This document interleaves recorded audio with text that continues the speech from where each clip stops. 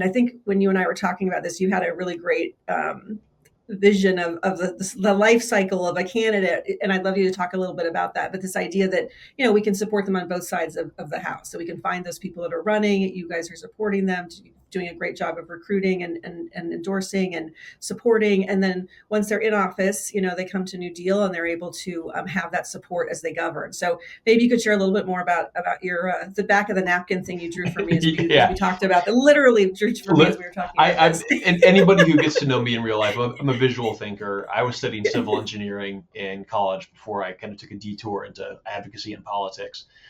And the way that I like to think about political life is that there's kind of these three distinct phases. You have campaigning for office, either as a first-time candidate or as a candidate running for re-election or for higher office. But campaigning is it's its own thing. Then you have the governing, which once you've hopefully won your campaign, you're in office, you have the opportunity to actually govern. And then you have your home life, which is, I think, especially for millennial and increasingly now Gen Z lawmakers, that's an increasingly important part of the conversation.